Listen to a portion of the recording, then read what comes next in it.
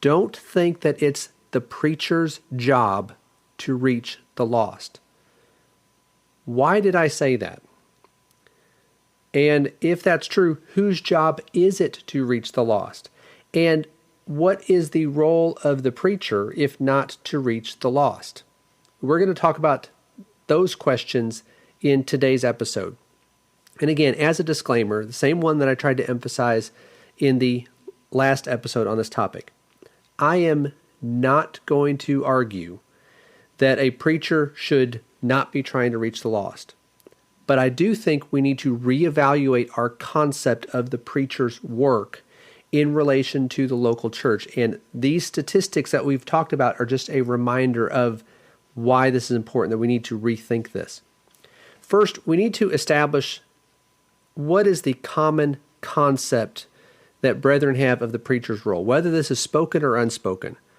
What is the preacher's job? If you ask various Christians that question, you may get some different answers, but most will probably include the publicly visible works of preaching sermons when the church assembles on Sundays, teaching Bible classes, things like that.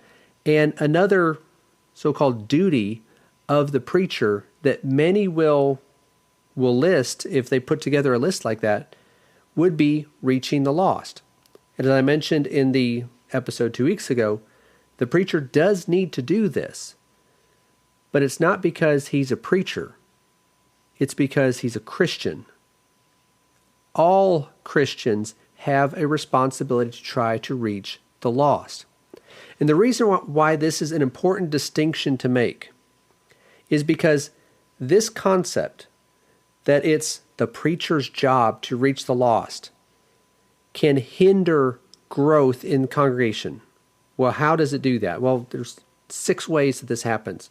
Number 1, no preacher, no matter how diligent he is and how good he is at reaching the lost, he will never be able to reach everyone that could potentially be reached by that congregation.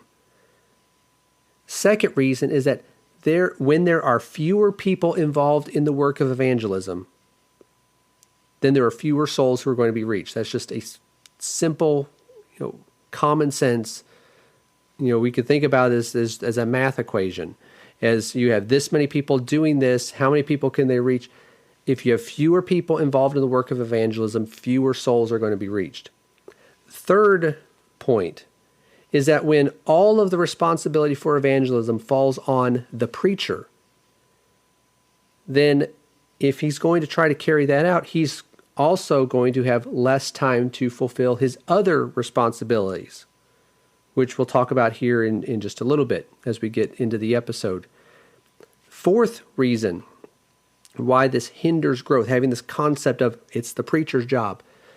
Fourth reason this hinders growth is that when the preacher is the only one involved in the work of evangelism,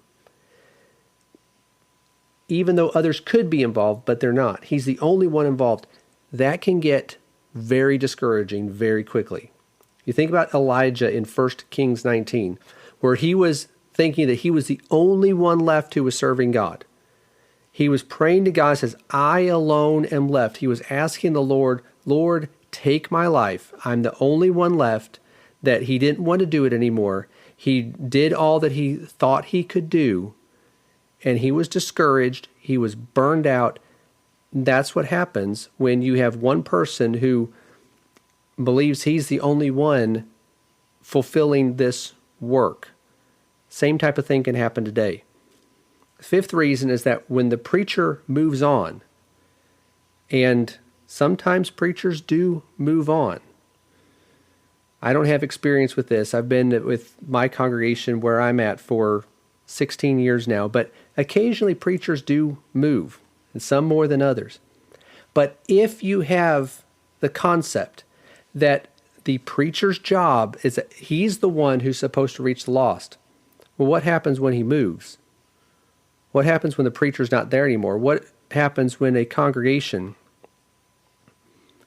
is in between preachers or without a preacher for a time?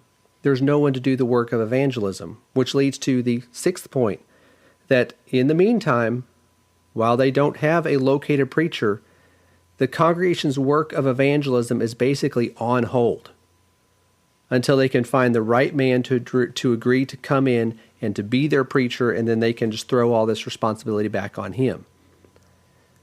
The congregation is supposed to be doing the work of evangelism, whether there's a located preacher or not. But when we have the concept that, well, it's the preacher's job to do this, then we think, well, if we don't have a preacher, then, well, we can't do that. So these are reasons why, if we have this concept that it's the preacher's job to do this, that can hinder growth in the congregation.